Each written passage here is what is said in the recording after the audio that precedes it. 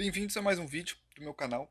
Hoje eu tô aqui numa espécie de prolegômenos de introdução ao que vai ser aquilo que eu explicitei no vídeo passado sobre um novo projeto do canal, que seria então uma coletânea de vídeos que se trataria da história da consciência de classe, começando desde Hegel até lá a sua consecução real, digamos assim, sua efetivação real no Lukács, né, que daí então ele escreveu um livro intitulado História e Consciência de Classe, que eu vou usar bastante também aqui, principalmente no penúltimo e no último vídeo, se aquele livro vai ser o mais usado de todos. Porém, o vídeo de hoje ele então se propõe a ser uma introdução àquilo que seria então o espírito do povo do Hegel. E eu me vejo obrigado a fazer esse prolegômeno, essa. Para quem não sabe o que significa prolegômeno, é uma espécie de introdução a algo, tá? Então, esse prolegômeno, que é essa introdução que eu estou fazendo ao espírito do povo, que seria então o próximo vídeo, eu me vejo obrigado a fazer isso para o entendimento ficar o mais claro possível, para vocês entenderem o melhor possível, certo? Então, hoje eu vou explicar a lógica de Hegel, como que ela funciona, aquela questão da dialética, da tese, da antítese, da síntese. Vou tentar explicar o mais difícil possível. Aliás, o mais difícil possível. Bugou minha cabeça, entendeu? Porque Hegel é extremamente difícil.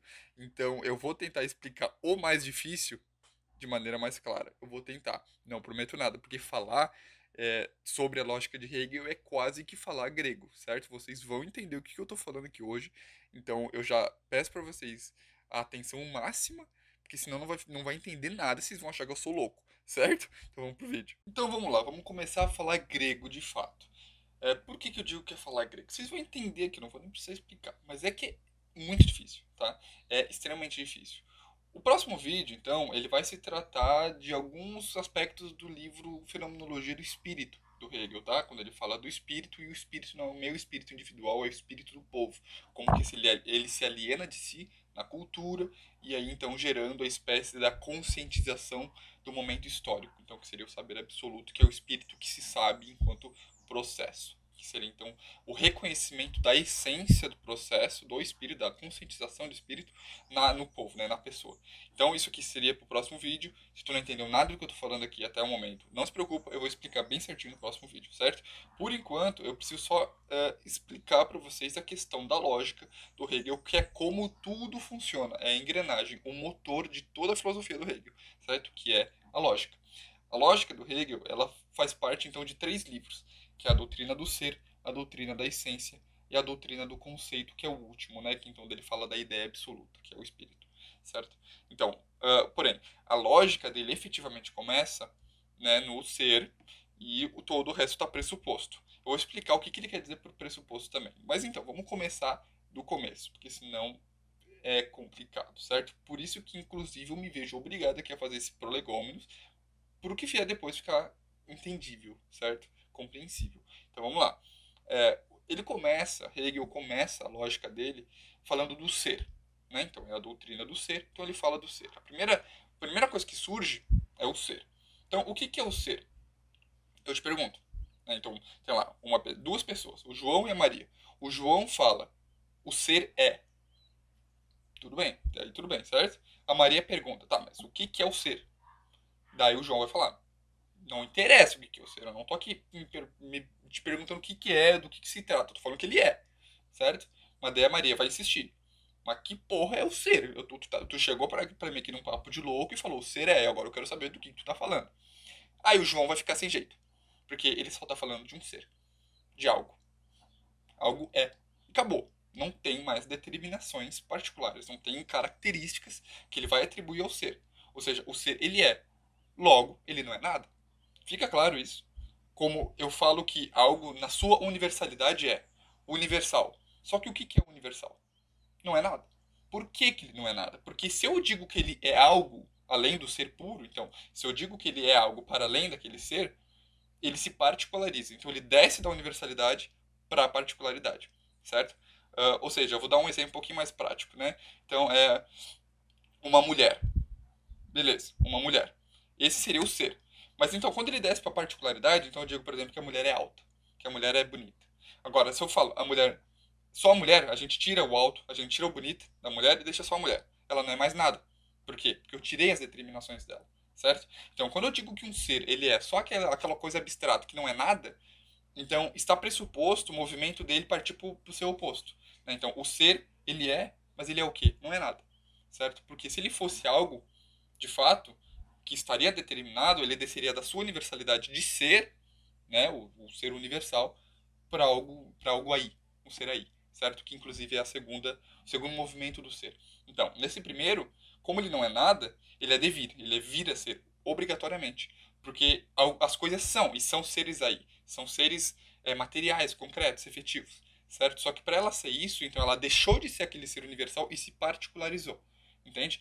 Uma pedra, sei lá, é um ser aí, é um ser particular, não é mais um ser universal, que a gente não consegue ter nenhuma ideia na cabeça, certo? Então, isso aqui é a primeira verdade do ser na lógica do Hegel. Qual que é? O devir.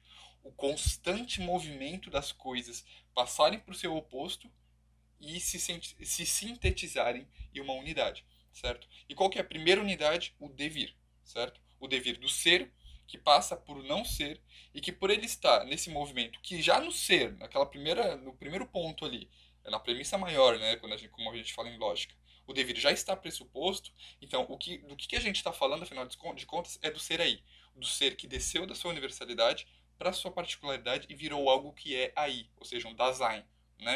Algo que é um fenômeno, é algo que está efetivamente no mundo, certo? Bom, agora que vocês já entenderam então por que eu estava falando daquele negócio de falar grego, né? Acho que vocês entenderam o que eu quero dizer com falar grego quando eu falo então da lógica do Hegel. Eu espero pelo menos que tenha ficado alguma coisinha clara. Eu vou explicar então agora um conceito do Hegel que é uma palavra em alemão que não tem tradução. Simples assim, aceite que dói menos. O que é essa palavra então, esse conceito? Ele é Aufhebung, é uma palavra em alemão que tem três significações no alemão e não é traduzível. Acabou, é simples assim. Gostou, não gostou, o cara é louco mesmo, ele usa umas coisas de maluco. Mas, então, a tradução que fizeram dessa palavra, quando traduziram as obras do Hegel para o português, é suprassunção.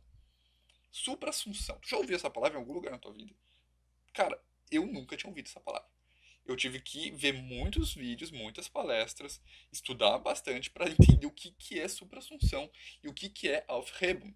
Então, eu vou tentar explicar para vocês aqui o que é Aufhebung. E esse devir, né, que eu estava falando ali atrás, ele vai ficar claro só na especificação dessa palavra Aufhebung. É o seguinte, ela significa três coisas. Ela significa negar, ela significa conservar e ela significa elevar. Ou seja, tu vê como uma palavra ela se contradiz em todos os aspectos.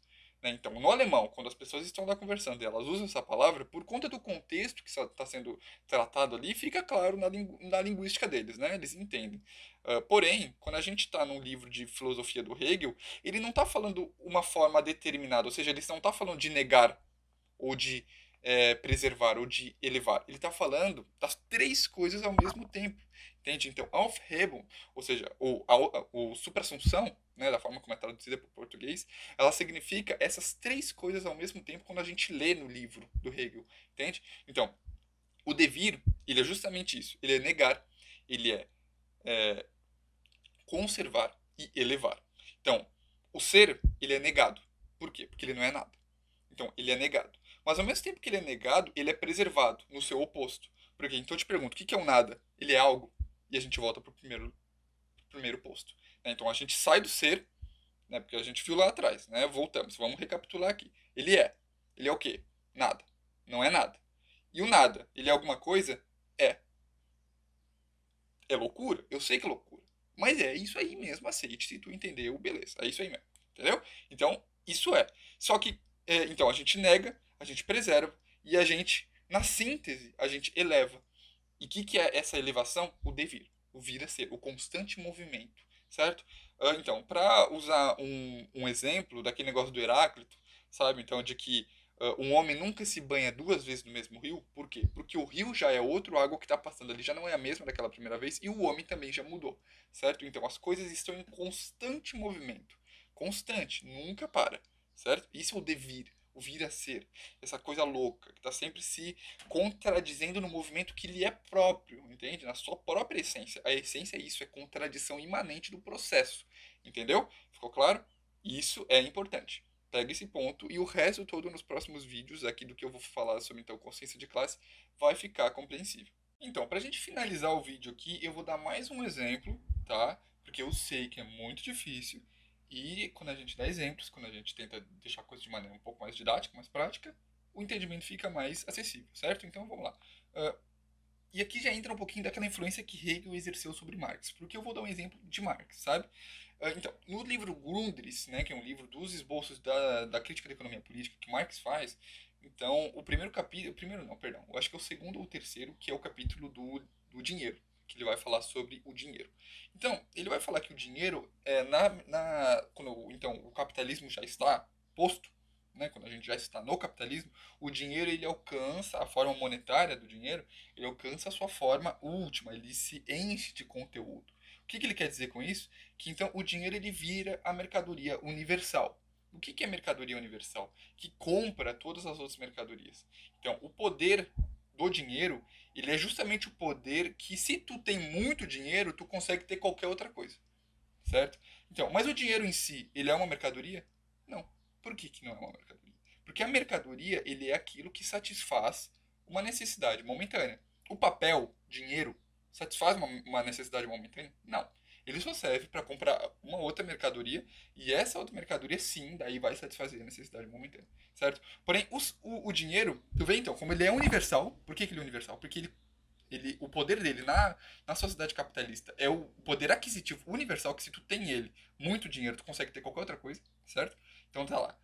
O poder universal do dinheiro, ao mesmo tempo que ele não é uma mercadoria. Então ele é a mercadoria universal, mas ao mesmo tempo não é mercadoria nenhuma, certo? Porque ele é aquilo que vai satisfazer todas as tuas necessidades ao mesmo tempo que não satisfaz nenhuma. Porque ele por si não satisfaz necessidade. Ele compra, certo?